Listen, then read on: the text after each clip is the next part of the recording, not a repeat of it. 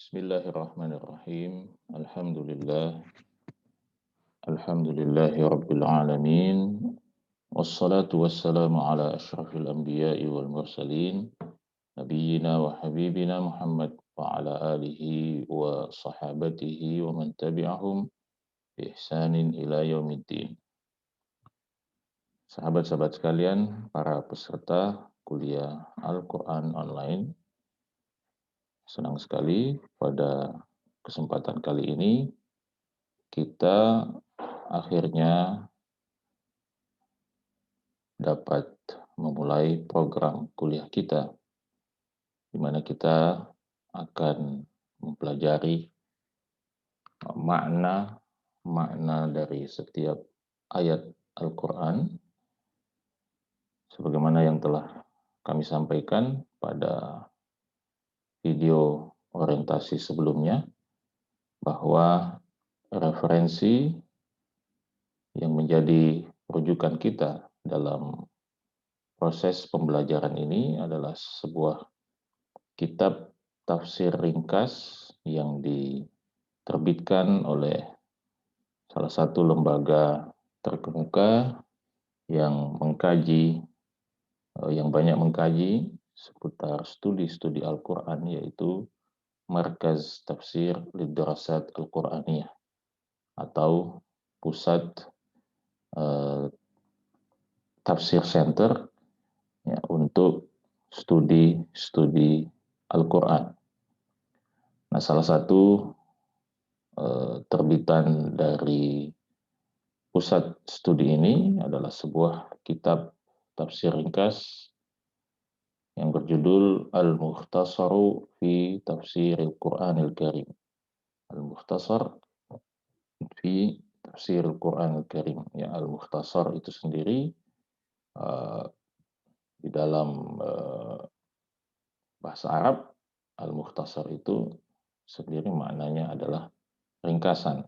Ya, jadi dari judulnya saja, kitab ini atau buku ini memang adalah ringkasan. Ya, seperti yang saya sudah singgung sebelumnya, bahwa di dalam kitab ini salah satu kelebihannya adalah bahwa kepada para pembacanya, kepada kita semua, kita disajikan pilihan-pilihan yang dipandang sebagai pendapat yang paling kuat dalam memaknai atau dalam memahami ayat-ayat Al-Quran.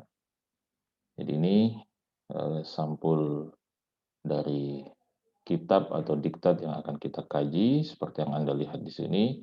Di sini dituliskan tasnifu jama'atin min ulama'i tafsir. Jadi kitab Al-Mukhtasar fi Tafsir Al-Quran Al-Karim ini bukan atau tidak disusun oleh satu orang penulis saja, tetapi dia adalah ditulis oleh jamaah, ya, sekelompok atau sejumlah ulama tafsir, ya, di satu lajnah, satu tim, ya, satu tim yang ditunjuk dan diminta untuk menjadi bagian dari penyusunan kitab Al-Mukhtasar fi Tafsir Al-Quran Al-Karim ini. Sehingga ini menjadi satu nilai tambah tersendiri ya bagi buku ini, bagi kitab ini, karena dia tidak sekedar menjadi hasil kerja dari satu orang atau dua orang, tetapi dia adalah hasil kerja dari sebuah tim. Ya. Baik, ini kita masuk, kita lihat seperti apa bagian pengantar dari buku ini. Nah, ini adalah susunan tim ya yang ikut terlibat ya dalam penyusunan kitab Al-Mukhtasar ya fi Tafsir Al-Quran Al-Karim ini. Ya, tidak apa-apa, sekilas saya akan perlihatkan pada Anda di antara tim ini ya, pembina umumnya adalah Profesor Dr. Saleh bin Abdullah bin Humaid, ya, beliau adalah Imam Masjidil Haram dan anggota Dewan Ulama Besar Saudi. Kemudian ada Profesor Dr. Abdurrahman bin Mu'adhah Asy-Syihri, ya, beliau ini adalah seorang Beliau adalah Direktur Umum dari Pusat Studi Tafsir ini, dan beliau juga adalah seorang guru besar dalam bidang tafsir di Riyadh. Kemudian ada tim ilmiah, ya, tim ilmiahnya yaitu Profesor Dr. Musaid bin Sulaiman At-Tayyar, ya, beliau dosen guru besar pada Universitas Malik Saud, ya, di Saudi. Kemudian juga tadi ada Profesor Dr. Abdurrahman bin Mi'adah Asy-Syihri, ada Profesor Dr. Ahmad bin Muhammad Al-Baridi, ya, dan beberapa nama yang lain, ya. Di sini ada Dr. Nasir bin Muhammad Al-Majid, ya. Kemudian ada tim penyusunnya, ya, tim penyusunnya ini ada 3 orang di sini, ya, Syekh Sayyid Muhammad bin Muhammad Al-Mukhtar Asy-Syanqiti, kemudian Profesor Dr. Zaid bin Umar Al-Ais, ya, kemudian Dr. Muhammad bin Abdullah Ar-Rabi'ah, ya, ini adalah tim penyusunnya. Lalu selain tim penyusun ada tim murajaah, ya, atau tim penilai, ya. Nah, tim penilai di sini kalau kita lihat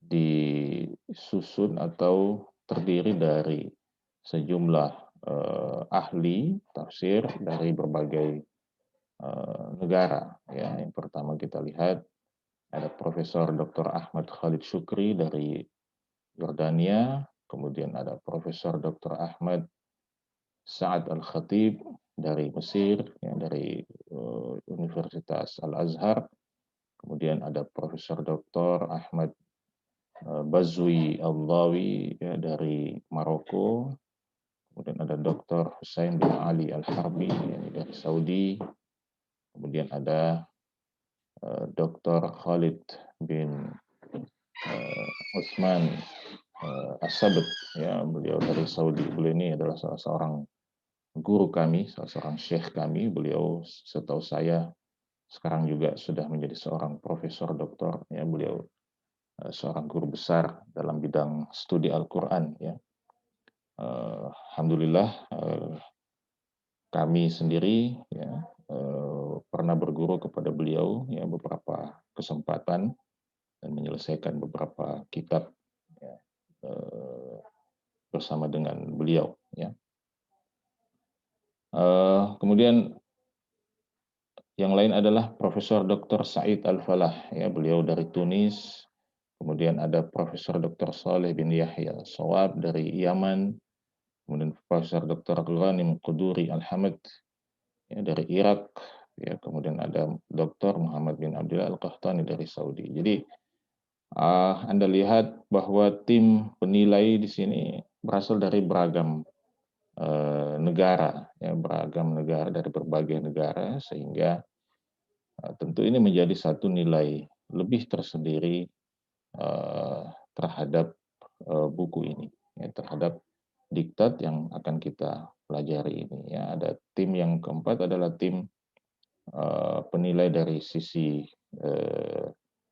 dari sisi akidahnya, ya, ini juga penting. Nah, jadi itu beberapa tim penilai dari atau beberapa anggota tim dari tim penyusun kitab tafsir ini, ya. Nah, sebelum kita masuk, ini saya rasa penting juga untuk saya sampaikan beberapa kelebihan dari diktat kita ini. Anda lihat di sini, ya. Jadi saya ringkaskan kepada Anda beberapa kelebihan daripada kitab ini.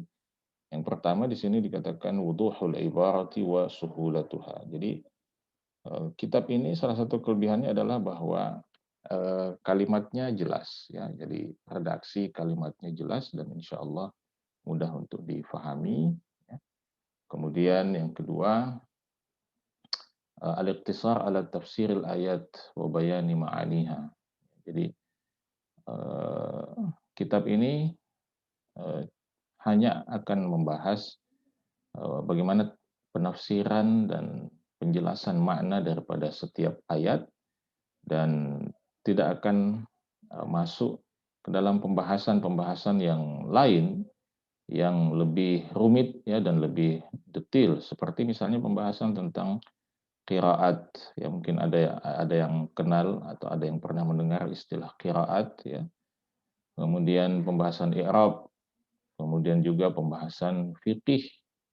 Jadi tidak akan ada pembahasan yang rumit ya seputar pembahasan kebahasaan atau pembahasan fikih dan yang semacamnya di dalam kitab ini. Jadi eh, inti dari kitab ini atau tujuan utama dari kitab ini adalah memberikan penjelasan langsung kepada Anda terhadap makna dari setiap ayat itu.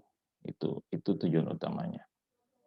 Nah, kemudian di sini dikatakan syarhul mufradat al-Qur'aniyal gharibah. Jadi akan ada penjelasan terhadap kosakata Al-Qur'an yang mungkin dianggap asing, dianggap jarang Anda dengarkan ya. Jadi orang Arab sendiri terkadang meskipun dia berbahasa Arab, tapi terkadang ada juga ya beberapa kata dalam bahasa Arab itu yang jarang mereka dengarkan, ya, yang jarang mereka dengarkan. Nah, itu diistilahkan dengan istilah al-gharib, ya al-gharib, ya.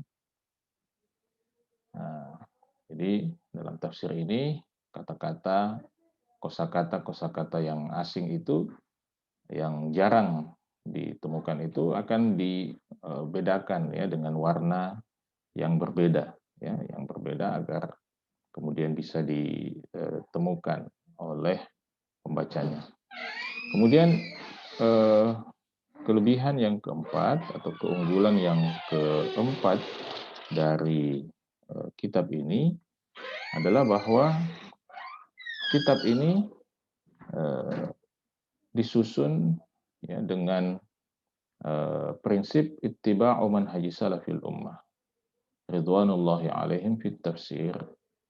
Jadi metodologi utama yang menjadi pijakan dalam penyusunan kitab ini adalah bahwa kitab ini berusaha untuk mengikuti metode dan manhaj para ulama salaf ya, dari kalangan para sahabat, para tabi'in dan para atba' tabi'in dalam menafsirkan Al-Quran. Nah, ini penting untuk kita garis bawahi ya, karena kita ingin memahami Al-Quran itu dengan benar, ya, memahami Al-Quran dengan benar, memahami maknanya dengan benar, sehingga metodologi yang digunakan pun harus metodologi yang benar.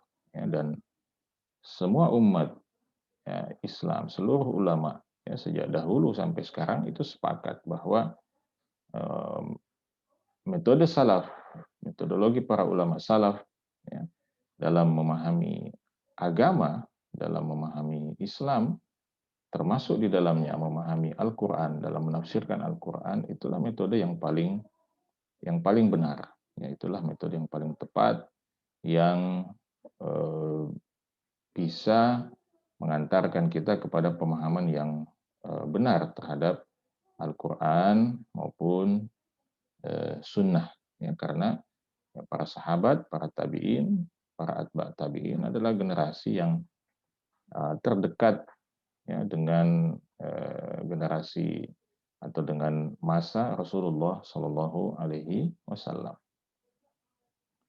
Jadi ini menjadi pijakan ya manhaj salaf ya dalam menafsirkan Al-Quran ya, wa fi bayani ma'ani ayati sifati khususnya dalam menjelaskan makna ayat Al-Quran yang menjelaskan tentang sifat-sifat Allah Subhanahu wa taala ya. Ittiba'i ma dalla alaihi al-Quran was sunnah, dengan mengikuti apa yang ditunjukkan oleh Al-Quran dan Sunnah, duna ta'wilin au tahrif, ya, tanpa melakukan penakwilan atau penyimpangan terhadap makna ayat tersebut. Lalu keistimewaan yang kelima dari kitab ini adalah taharril ma'nal arjah indal ikhtilaf. Ya, ini saya sempat saya sudah singgung ya juga dalam video sebelumnya bahwa eh, dalam tafsir ini para penyusun atau tim yang menyusun tafsir ini berusaha untuk memilih makna yang paling kuat ketika misalnya para ulama tafsir berbeda pendapat ya dalam menafsirkan atau dalam memahami satu ayat tertentu. Nah, tentu landasan untuk memilih makna yang paling kuat ini adalah ma'amura'ati dhawabiti tafsir wa qawaidit tarjih, ya, dengan memperhatikan kaidah-kaidah tafsir ya, dan kaidah-kaidah tarjih ya, kaidah-kaidah tarjih ya. Tarjih itu artinya memilih salah satu pandangan atau salah satu pendapat yang dianggap paling kuat. Nah, kita harus paham bahwa ketika para ulama memilih satu pendapat yang dianggap paling kuat, itu landasannya, pijakannya bukan pada selera ya, atau bukan pada kepentingan tertentu, tetapi landasannya harus berdasarkan landasan yang ilmiah, landasan yang akademik, ya. Ada alasannya, ada argumentasinya, ada dalilnya. Nah, itulah yang menjadi pijakan dalam memilih ya satu di antara sekian banyak pendapat itu. Nah, kelebihan yang keenam ya atau keunggulan yang keenam dari kitab tafsir ini adalah zikru ba'dhi hidayatil ayat wa fawaidiha. Jadi tidak sekedar menjelaskan makna dari setiap ayat, tetapi kitab ini atau di dalam kitab ini juga akan disebutkan beberapa petunjuk, beberapa pelajaran ya, yang bisa disimpulkan dari ayat-ayat yang dibahas pada setiap halaman. Ya, jadi nanti kita akan lihat ya misalnya halaman pertama itu adalah surah Al-Fatihah. Nah, nanti di bagian akhir halaman itu akan disebutkan beberapa petunjuk, beberapa hikmah, beberapa inspirasi, ya, beberapa pelajaran yang bisa kita ambil dari halaman pertama itu yang membahas surah Al-Fatihah. Nah, itu di bawah setiap halaman. Sehingga ini sengaja disebutkan ya agar apa yu'inu ala tadabburiha wa tamamil intifa'i biha, agar kita terbantu untuk bisa lebih mentadaburi ayat tersebut ya, dan bisa mengambil pelajaran yang lebih banyak daripada ayat tersebut ya. Jadi nanti pada bagian bawah itu akan ada satu subjudul yang berjudul yang bernama min fawaidil ayat ya, beberapa faedah atau beberapa pelajaran dari ayat-ayat yang dibahas pada halaman tersebut. Nah, ini beberapa kelebihan, beberapa keistimewaan, keunggulan dari kitab Al-Mukhtasar fi Tafsir Al-Quran Al-Karim ini, dan ini sekaligus menjelaskan alasan kenapa kemudian kita memilih kitab ini sebagai rujukan atau sebagai referensi kita dalam kajian kita ini, ya, dalam kajian atau dalam kuliah Al-Quran online kita ini. Nah, baik sahabat-sahabat sekalian, sekarang kita akan memasuki ya, dengan memohon pertolongan Allah Subhanahu wa taala, kita akan memasuki pembahasan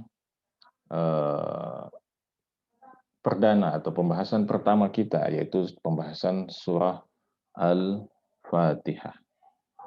Anda lihat struktur daripada kitab ini. Pada bagian tengah ini adalah ayat, ya, ayat-ayat Al-Quran yang akan ditafsirkan. Kemudian, ya, pada bagian pinggir ini, ya, ini adalah tafsir ya, atau penjelasan dari ayat ayat yang ada di bagian tengah ini, ya, sehingga lebih mudah untuk menghubungkannya. Baik, Bismillah, kita mulai pembahasan kita ini dengan membahas surah Al-Fatihah. Surah Al-Fatihah, ya, surah Al-Fatihah atau surah Al-Fatihah ini, Al-Fatihah secara kebahasaan, ya, secara eh, bahasa maknanya adalah pembuka, ya, secara makna bahasa adalah pembuka, ya. Eh, Secara bahasa adalah pembuka, ya, Al-Fatihah itu adalah pembuka. Eh, di sini dikatakan Makkiyah. Jadi surah Al-Fatihah itu adalah surah Makkiyah, ya. Surah Makkiyah itu artinya surah yang turun pada fase Mekah. Nah, yang dimaksud dengan fase Mekah itu, jadi sebagai informasi terutama bagi Anda mungkin yang belum mengetahui, eh,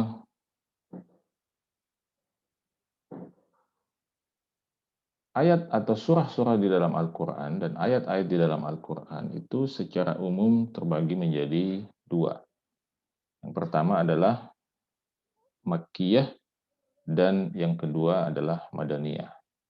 Makkiyah itu penisbatan kepada kota Mekah, Madaniyah itu penisbatan kepada kota Madinah. Nah, Makkiyah itu sendiri, Makkiyah maupun Madaniyah itu sendiri, itu ada beberapa pandangan, ya, dalam mendefinisikan apa yang dimaksud dengan Makkiyah dan Madaniyah. Ya. Tetapi secara lebih ringkasnya, pendapat yang paling kuat dalam memaknai apa itu Makkiyah adalah bahwa Makkiyah itu adalah ayat atau surah di dalam Al-Quran yang turun sebelum Nabi Shallallahu Alaihi Wasallam melakukan hijrah ke kota Madinah. Ya. Jadi surah dan ayat yang turun sebelum Nabi Shallallahu Alaihi Wasallam sebelum Nabi SAW berhijrah ke kota Madinah, itu disebut sebagai surah Makkiyah. Sebagaimana surah Madaniyah, ya, Madaniyah itu adalah surah atau ayat yang turun sesudah Nabi SAW melakukan hijrah ke kota Madinah. Jadi saya ulangi, Makkiyah adalah yang turun sebelum Nabi SAW hijrah. Ya. Yang Madaniyah adalah surah yang turun sesudah Nabi SAW melakukan hijrah. Jadi Anda perhatikan, Anda fokus pada kata sesudah atau sebelum itu. Jadi artinya apa? Artinya dimanapun sebuah surah atau ayat itu turun, ya, apakah turunnya di Mekah, apakah turunnya di tempat di luar Mekah misalnya, atau turunnya ya, terserah di mana turunnya. Kalau dia turunnya sebelum Nabi SAW melakukan hijrah, maka dia disebut sebagai surah Makkiyah. Tapi kalau dia turun sesudah Nabi SAW hijrah ke Madinah, maka dia disebut surah Madaniyah dimanapun dia turun. Ya, jadi misalnya Nabi SAW sudah hijrah ke Madinah. Lalu kemudian pada satu waktu Nabi SAW keluar dari Madinah, ya, misalnya ke wilayah lain, ke wilayah Badar, atau bahkan misalnya ke Mekah. Lalu kemudian ada ayat yang turun, atau ada surah yang turun, ya, melalui Jibril kepada Nabi SAW, maka surah itu tetap disebut sebagai surah Madaniyah, meskipun dia tidak turun di kota Madinah. Kenapa? Karena fokusnya adalah kapan ayat dan surah itu turun.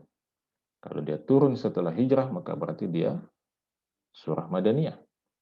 Kalau sebelum hijrah, maka dia berarti surah Makkiyah. Ya, jadi itu sedikit penjelasan ringkas tentang itu. Nah, ya, jadi surah Al-Fatihah itu surah Makkiyah.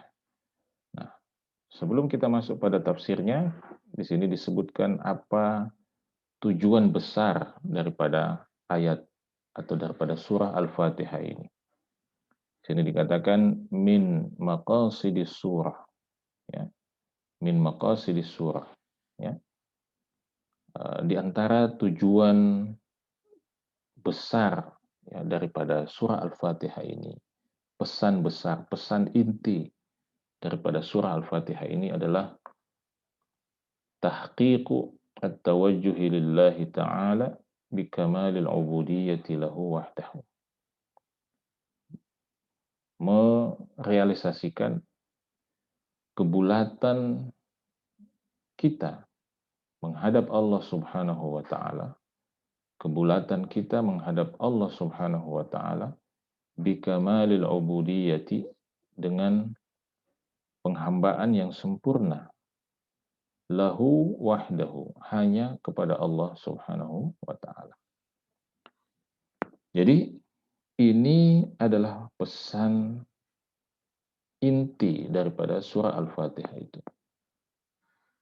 Bagaimana kita sebagai seorang hamba bisa membulatkan, ya, membulatkan diri kita menghadap Allah Subhanahu wa taala dengan seluruh bentuk penghambaan yang sempurna hanya kepada Allah Subhanahu wa taala. Dan itu nanti kita akan lihat, ya, terutama misalnya pada ayat yang ke-5 ini, ya, bagaimana kita kita akan membaca iyyaka na'budu wa iyyaka nasta'in. Ini kebulatan tauhid, ya, kebulatan tauhid. Mana kita meyakini bahwa seluruh hidup kita ini adalah untuk Allah Subhanahu wa taala. Seluruh yang kita lakukan ini seharusnya adalah untuk Allah Subhanahu wa taala. Tidak yang lain, ya. Untuk mendapatkan ridha Allah, untuk mendapatkan balasan Allah Subhanahu wa taala, ya. Itu adalah pesan inti daripada surah Al-Fatihah. Bagaimana kita sebagai hamba bisa menyadari bahwa memang kita ini adalah hamba yang selalu butuh kepada Allah, yang fakir kepada Allah Subhanahu wa taala. Nah, ini adalah tujuan utama dari surah Al-Fatihah. Nah, kita sekarang mulai masuk tafsirnya. Ya, sebelum masuk pada tafsir, di sini ada penjelasan sedikit. Sumiyat surat Al-Fatihah. Surah ini dinamakan sebagai surah Al-Fatihah liftitahil kitabillahi biha. Ya, disebabkan karena Al-Qur'an itu dibuka, ya. Dibuka dengan surah ini, makanya dia disebut surah Al-Fatihah, pembuka. Ya. Selain itu, wa tusamma Ummul Qur'an, surah Al-Fatihah ini juga dinamai Ummul Qur'an. Ya, dinamai Ummul Qur'an. Ummul Qur'an, ya, lishtimaliha ala maudu'atiha. Kenapa disebut Ummul Quran? Sebagaimana seperti yang seperti yang Anda ketahui bahwa kata itu maknanya adalah ibu. Di dalam bahasa Arab, ya, ibu atau kata itu seringkali digunakan untuk menunjukkan bahwa sesuatu itu menjadi pusat, ya, menjadi inti, ya, menjadi inti dari sesuatu. Ya, kan itu ada istilah Ummul Qura, ya, induk segala negara, induk segala kota, ya.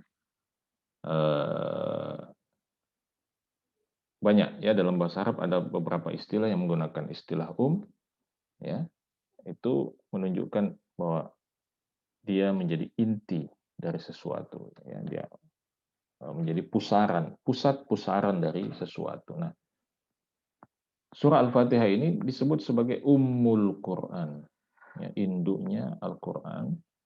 Kenapa? Lishtimaliha ala maudu'atihi. Karena surah Al-Fatihah ini meskipun ringkas, hanya 7 ayat, tetapi dia mencakupi eh, hampir seluruh tema-tema pembahasan yang ada di dalam Al-Quran. Di surah Al-Fatihah ini disebut Ummul Quran karena kandungannya itu meliputi topik-topik, ya, dan pembahasan-pembahasan yang ada di dalam Al-Quran, ya, seperti min tauhidillah, ya, pembahasan tentang tauhid kepada Allah, ya, min tauhidin lillah, pembahasan tentang tauhid kepada Allah, wa ibadatin, ya, dan ibadah kepada Allah, wa ghairi dzalik, ya, dan pembahasan yang lain, ya, seperti misalnya pembahasan tentang hari akhir, ya, di sini ada Malik Yaumiddin. Ya, ada juga pembahasan tentang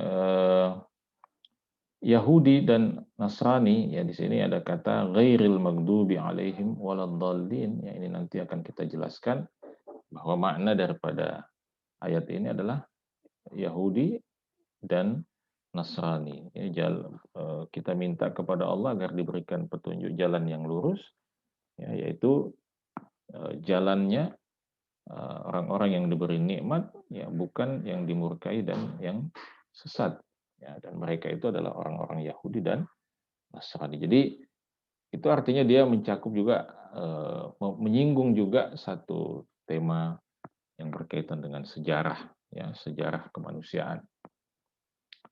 Nah, jadi itu alasannya mengapa dia disebut sebagai Ummul Quran. Nah, kemudian dikatakan wahia a'zamu suratin fil Quran.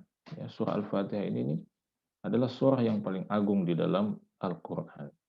Ya, ada beberapa hadis yang menjelaskan tentang itu. Kemudian wahia sab'ul masani. Surah Al-Fatihah ini adalah as-sab'u. As-sab'u itu artinya 7. Ya, 7 ayat, ya. Jumlah ayatnya kan ada 7 ini, ya. 7 ayat al-masani yang diulang-ulang. Yang diulang-ulang. Jadi ini adalah 7 ayat di dalam Al-Quran yang paling sering kita ulangi. Ya, karena ya salah satu alasan utamanya ini adalah rukun dalam sholat kita. Sholat kita tidak akan sah kalau kita tidak membaca surah Al-Fatihah. Ya, kita sholat 5 kali sehari, itu sudah berapa kali kita sholat? Kita baca Al-Fatihah. Sholat subuh 2 rakaat, sholat zuhur 4 rakaat, sudah 6, ya. Sholat asar 4 rakaat, sudah 10, ya. Tambah sholat maghrib 3 rakaat, sudah 13 kali. Tambah sholat isya 4 rakaat, sudah 17 kali. Sekurang-kurangnya 17 kali kita membaca surah Al-Fatihah dalam satu hari. Itu kalau kita sholat. Itu kalau kita sholat. Kalau kita tidak sholat, waliyadzubillah, itu lain cerita. Ya, tapi kalau kita sholat, maka sekurang-kurangnya 17 kali kita mengulang-ulangi surah Al-Fatihah. Itulah sebabnya dia disebut sebagai apa? As-sab'u al-masani. Jadi, sahabat-sahabat sekalian, para peserta kuliah Al-Quran online, dari pengantar ini kita bisa menyimpulkan bahwa surah Al-Fatihah ini mempunyai beberapa nama. Nama yang paling kita kenal adalah Al-Fatihah itu sendiri. Ini nama dari surah Al-Fatihah. Nama yang kedua adalah ini Ummul Quran, ya. Ini adalah nama yang kedua, Ummul Quran. Nah, nama yang ketiga yang juga biasa diberikan kepada surah Al-Fatihah ini adalah As-Sab'u Al-Mathani. Yang artinya adalah apa? 7 ayat yang diulang-ulangi. 7 ayat yang diulang-ulangi. Baik, kita masuki pembahasan ayat yang pertama. Ya, saya tidak mau Anda terlalu lama. Ya. Kita mulai ayat yang pertama, yaitu Bismillahirrahmanirrahim. Ya, Bismillahirrahmanirrahim. Ini adalah ya, ayat merupakan bagian dari ayat surah Al-Fatihah. Jadi Bismillahirrahmanirrahim ini berdasarkan pendapat yang paling kuat adalah ayat pertama dalam surah Al-Fatihah. Ya. Yang kedua, Bismillahirrahmanirrahim ini menjadi ayat yang berdiri sendiri pada semua surah yang ada di dalam Al-Quran. Ya. Dia menjadi ayat yang berdiri sendiri, ayat yang independen. Apa artinya ayat yang berdiri sendiri? Dia ada pada setiap surah Al-Quran, tetapi dia tidak dianggap sebagai ayat yang pertama. Karena itu nanti Anda lihat dalam surah Al-Baqarah pada halaman berikutnya. Ya, kita coba lihat ya.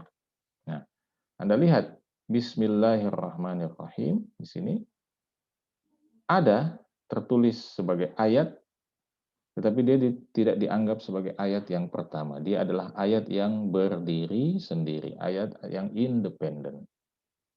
Nah, berbeda dengan surah Al-Fatihah.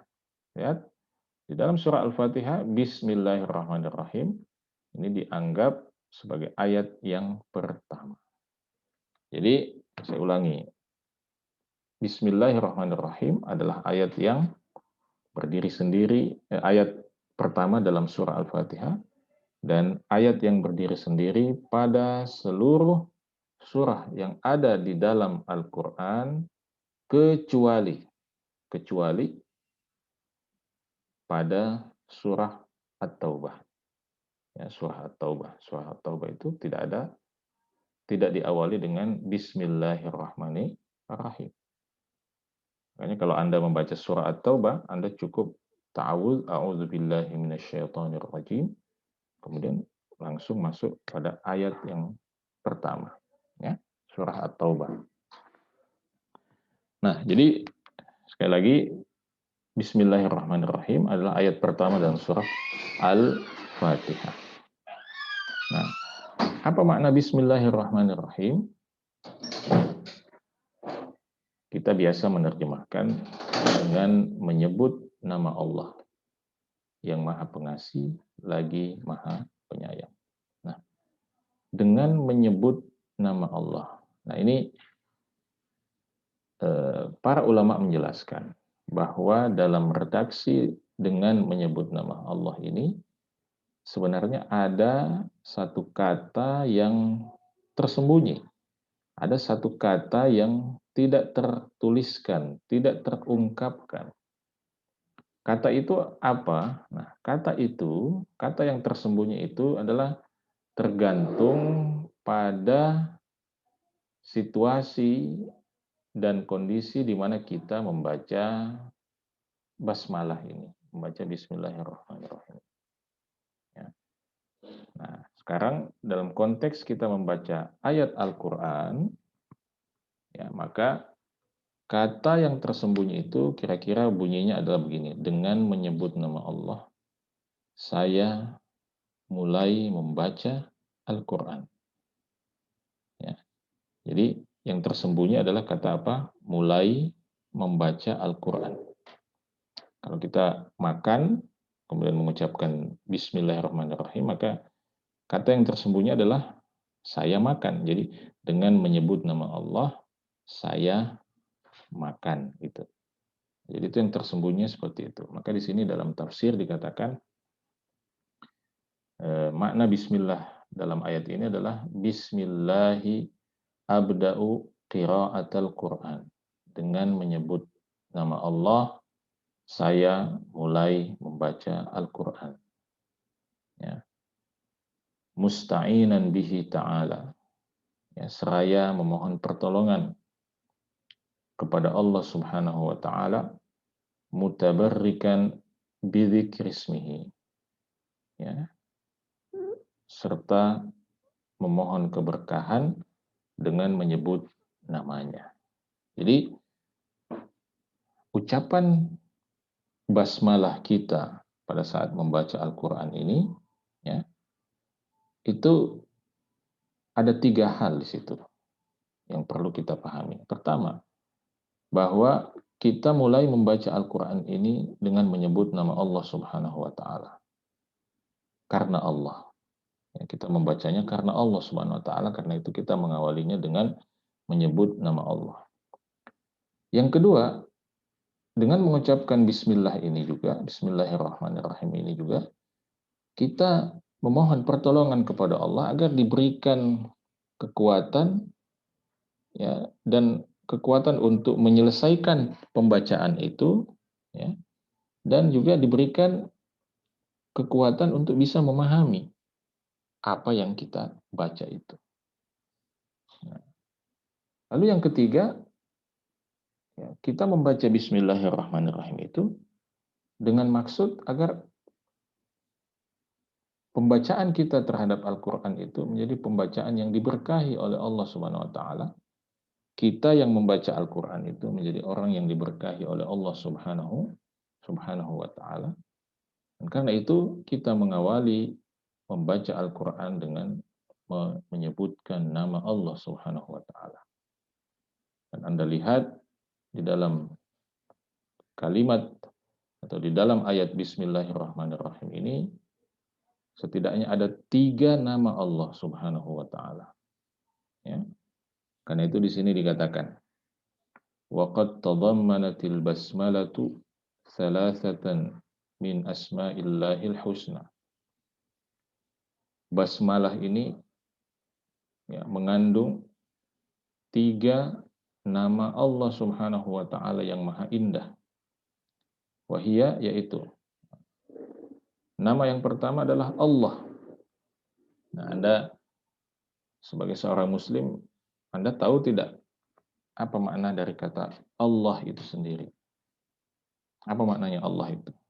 Allah itu maknanya adalah al-ma'budu bihaqqin. Ya. Zat, ya, yang paling berhak untuk disembah. Itu adalah makna Allah.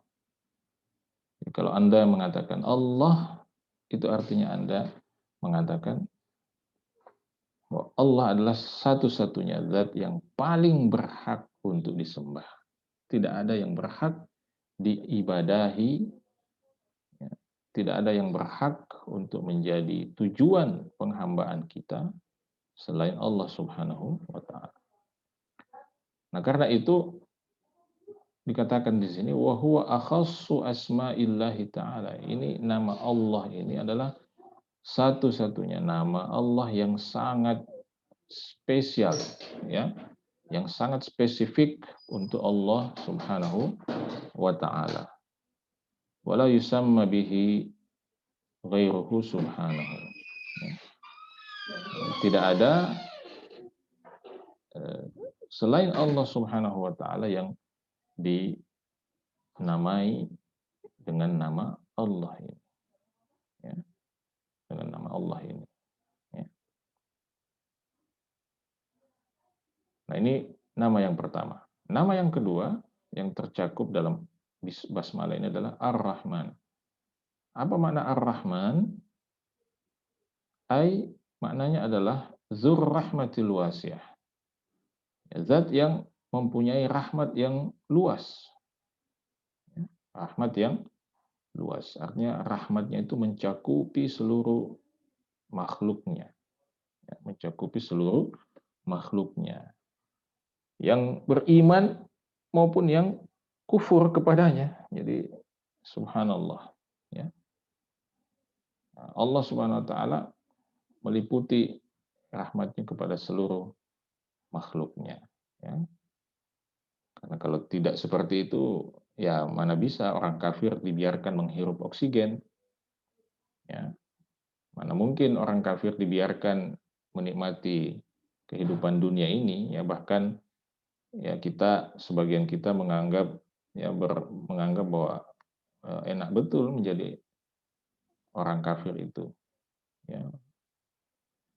Kadang-kadang melihat bahwa kehidupan orang kafir lebih nyaman, ya, lebih menyenangkan, apalagi kalau orang kafirnya miliuner misalnya, orang kaya. Kadang-kadang kita seperti itu melihatnya, ya. Jadi ini makna dari Ar-Rahman, bahwa Rahman itu Allah, zat yang eh, rahmatnya meliputi seluruh makhluknya.